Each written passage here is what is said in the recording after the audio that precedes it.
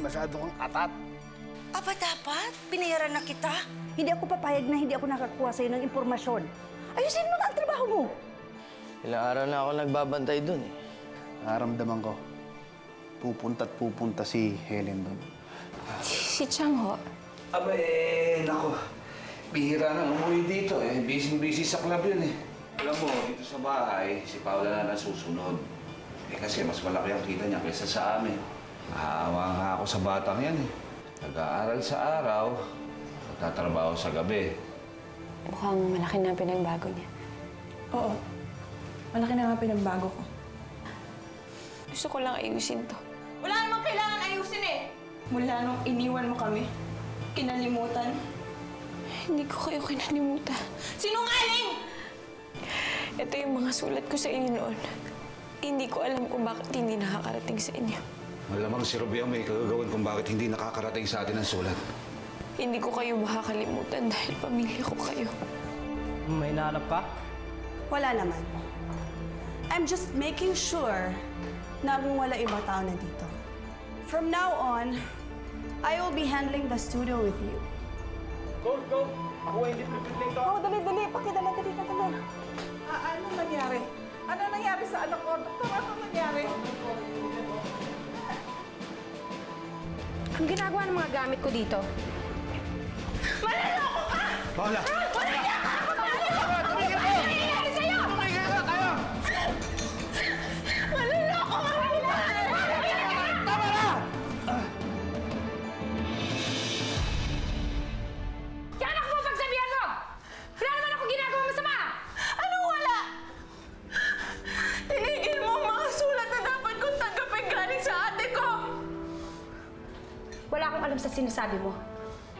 Paniyan ako mo sa ate! Tama na! Tumigil ka nga!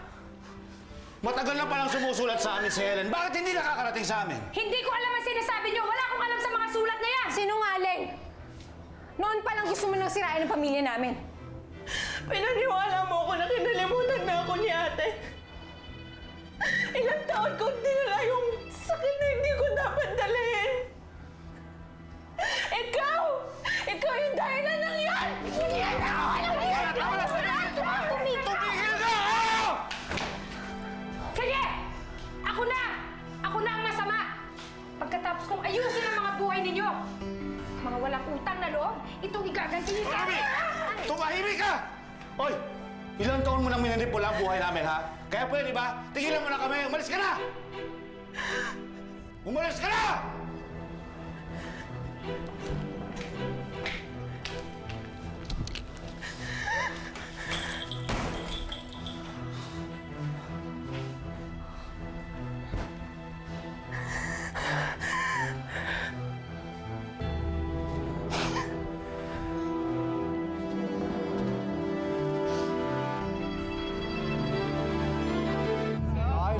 Very good. Okay. Gwyneth, anong nararamdaman mo? Ilang minuto na lang ipapalabas na ang show mo.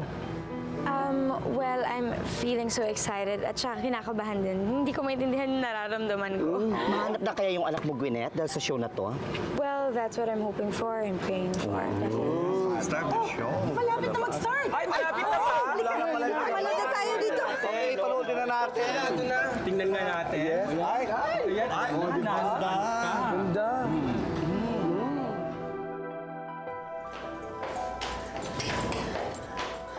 Mama, what happened? Si Dave, is he okay? Saan ka? Muntik nang mamatay ang asawa mo, wala ka sa tabi niya. Mama, I was at work. Marami akong hinarap na problema sa opisina. Hinarap na problema sa opisina, inuna mo pa yon. Dapat nandito ka sa tabi ng asawa mo at hindi ka aalis. Mama, I have a business to run. Maraming taong umaasa sa akin. Maraming taong umaasa sa'yo. Yan ang problema ng mga career woman. Uunahin pa ang ibang tao kaysa sa buhay may asawa mo. Diyan ka dapat nagbabantay. Dito ka dapat tumitigil. Siya ang dapat inaasikaso mo, hindi ang mga problema mo sa opisina. I'm sorry, Ma. Good. Dapat hindi ako umalis sa tabi ni Dave.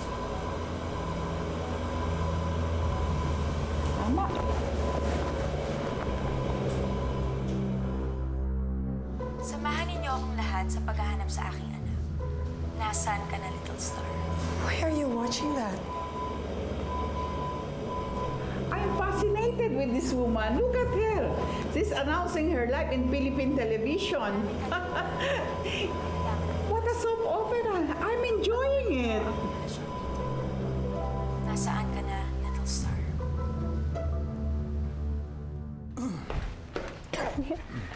Tay, mauna na po ako. Naku, iniintay na ako ni Ninyo sa bahay. Aba ganun ba? Kamusta na nga pala yun? Yun, okay naman, mabuti. Malaki na at mabait, matalino. Bakit nga kaya hindi pa kayo dito tumuloy ng apo ko? Apo? Tay, di ba noon ayaw niyo sa kanya? Ay, nako. Helen. Tapos na yon, di ba? Tsaka kasya naman tayo dito sa bahay. Mas mainam na yun na magkakasama ulit tayo gaya ng dati. Sige, Tay. Dadaling ko po dito si Ninyo. Lilipat na kami dito. Salamat po, Tay. Salamat.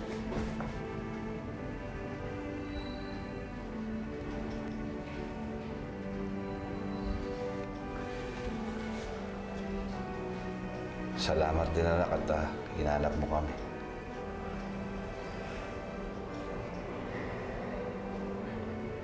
Salamat din, ate.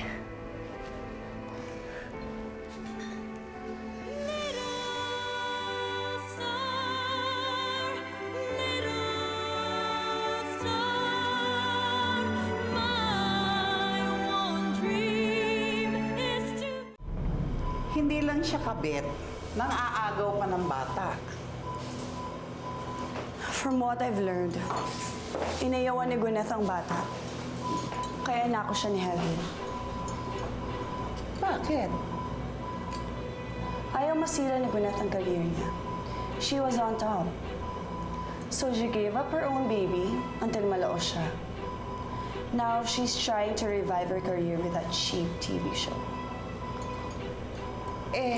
Sino naman tong magaling na ama ng bata?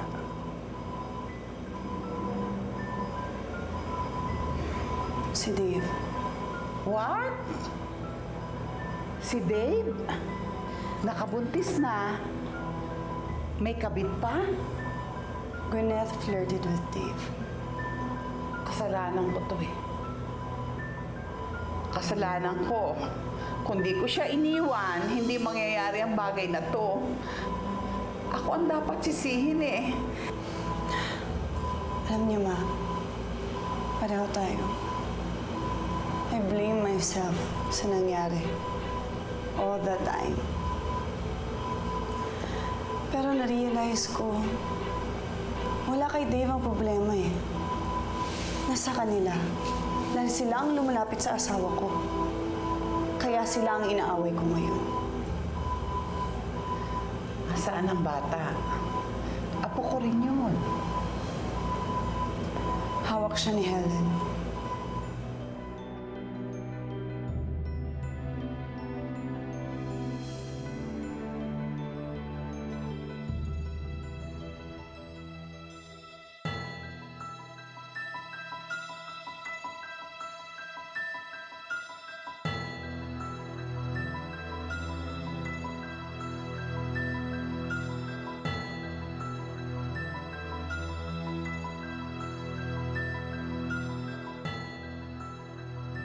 Hello? Jackpot tayo, pare. Nahanap ko na bahay ni Helen. Nay! Anak, andito kami. Ay, ako tulog na pala. Nay, nakita na kami ng pamilya ko. Talaga? Hindi mabuti naman. Oo nga eh. Ang bilis ng pangyayari. Parang nabura yung 5 taon ng pagkakahiwalay namin. Hindi naman pala nila natatanggap yung sulat na pinapadala ko sa kanila noon eh. Paano nangyari? Bakit daw? Hinarang ng madrasta namin. Ay nako, basta ang importante, nagkasundo na kayo ng pamilya mo at nagkaayos na kayo. Di ba? Oo nga eh. Unti-unti na ulit naayos ang lahat. Tulog na pala to. Kanina ka pa tinatanong nito kung ano oras ka daw dadating. Nay,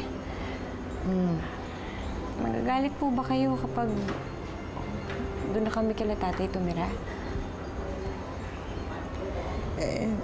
Hindi, syempre, malulungkot ako. Pero di ba, matagal mo nang pinangarap yun? Na magkaayos-ayos kayong pamilya at magkasama-sama ulit. Sino ba naman ako para pigilin yun? Pamilya yun eh.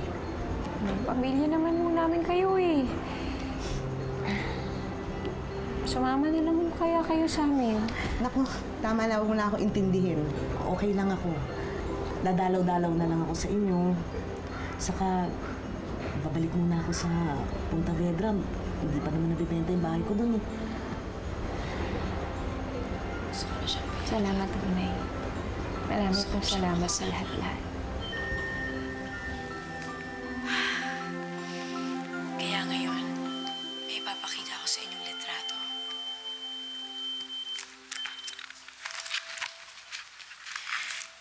Litrato ito ng babaeng kumuha sa anak ko. Siya, ang dati kong PA, si Helen Estrella.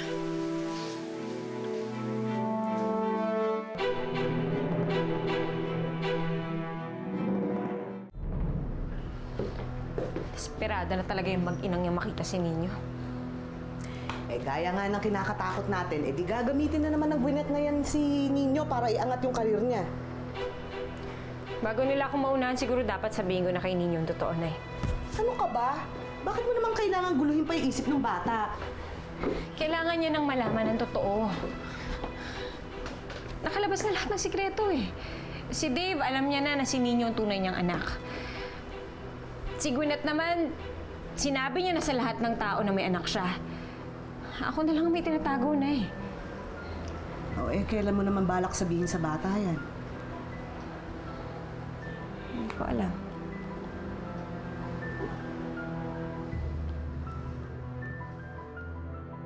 Nakita ko na si Helen. Hindi mo na kailangan ng hotline pa sa TV. Nasaan siya? Bayad mo na. Paano kung hindi ka nagsabi ng totoo? Magpakita ka ng pruweba, saka kita bayaran. Sige, handa mo pera.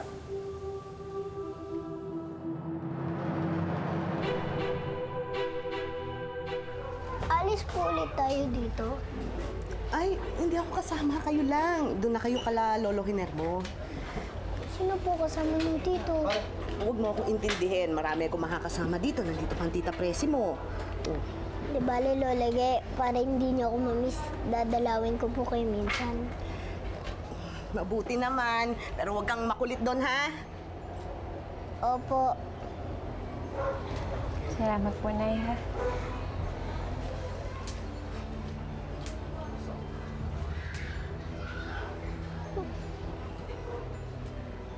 Umiiyak po ba kayo? Hindi, naku. Napuwing lang ako. Hindi ako marumiyak. Sige na, lakad na. Sige, Nay. Mag-iingat kayo, ha? Bye, Lola. Bye!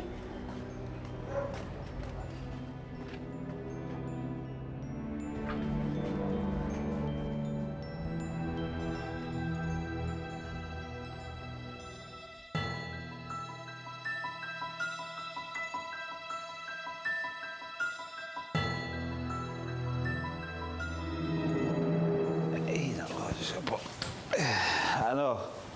Ayos na ba dyan? Abay, dapat laging malinis ang bahay kapag may bata ka. Ayos na yan, Tay. Magmerienda muna tayo. Naku, itong batang ito. Hindi ka ba natutuwa na makakasama na natin si Ninyo? Natutuwa naman ho. Grabe din kasi ang nadulot ng batang yan sa atin noon eh. Paano tayo makakasigurado na mas magiging maayos ngayon? Ay, nako, Paula. Hindi naman talaga natin alam kung ano ang bukas eh. Ang mahalaga, magkakasama tayo ngayon. Tsaka yun lang naman ang hindi natin nagawa noon eh. Biruin mo, nagkahiwa-hiwalay tayo. Pero ngayon buo na tayo bilang pamilya, abay kahit siguro anong problema kaya natin. Tsaka binigyan na tayo ng pangalawang pagkakataon, wag na nating sayangin to. Paano na nga tayo mag-uumpisa? Ay, nako, Paula. Alam mo ang dapat? Ha? Ang dapat, tanggapin natin ang isa't isa. Patawarin natin. Kalimutan natin kung ano man ang nakaraan.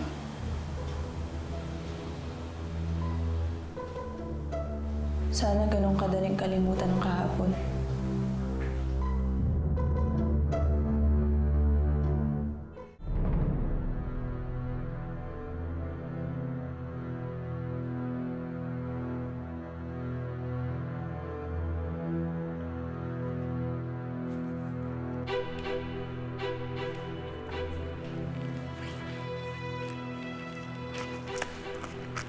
Mother, saan ka pupunta? Uwi ng bahay. Bakit? Akala ko ba pinalis ka na dun? Akala ko wala akong mapapala doon. Pero nandun pala yung kayamanan. Ano ibig mo sabihin? Sasabihin sa'yo, Mami, agawan mo pa ako. Alam mo, mag-ensayo ka nga doon. Tigas-tigas ng bewang mo. Congratulations sa ating lahat! Number 1 agad tayo sa overnight ratings! Yay! Yay! And guys, do you know that? Management is so happy with the results. Unti-unti na pumapasok ang mga sponsors natin. Uy, bongga! Wala bang bonus? Siyempre meron! Lalo na sa star ng show, si Gwyneth! On behalf of management, we would like to thank you for sharing your story with us. Thank you po, Miss Elle. Alam ko naman na hindi biro ang pinagdaanan niyo dito. Alam ko marami kayong sinugal para sa show na to. The risk was worth it, Gwyneth. All right, cheers! Ito, baso ko. Cheers! But wait, now the directive is to maintain the number 1 slot. And to beef up the events in the show, kailangan pataas ng pataas, ha? Ay, excuse me, ha? Sandali lang.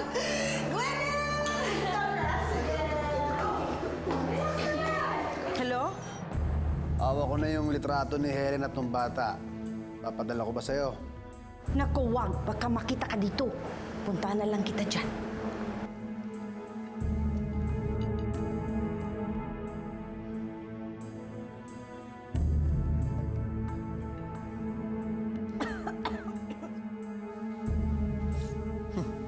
May pera.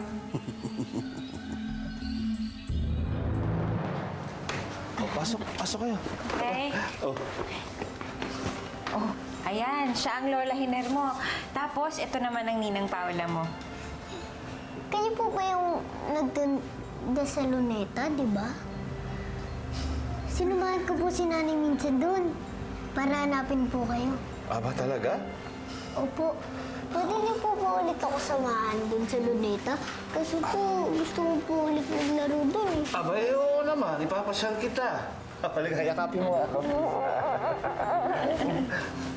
Sige lang naman, yakap.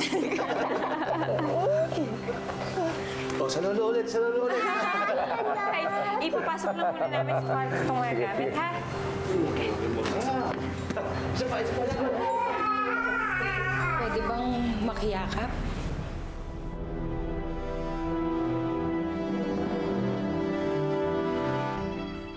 Gusto ko sanang humingi ng tawad sa lahat ng ginawa ko sa inyo. Aaminin ko lahat ng kasalanan ko. Patawarin niyo lang ako. Balis ka na. Paula, ano ka ba nga? Bakit niyo po siya inaaway? Umiiyak po siya eh. Bakit po kayo? Madami na kasi akong nagawang kasalanan sa kanila. Kaya sila galit sa akin. Nay, humingi naman po siya ng tawad, di ba? Tsaka okay na po yun, di ba? tama si Ninyo. Pagkatapos ng pagsisisi, pagkakataon naman ang ibigay natin sa kanya. Kalimutan na natin lahat ng nakaraan. Para lahat tayo makausad. Maraming salamat, Helen. Maraming salamat.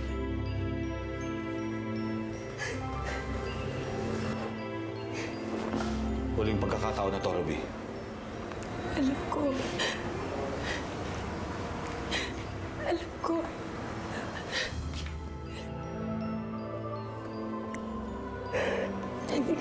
Hindi ko nasasayangin ang pagkakataong ibinigay niyo sa akin. Pangako.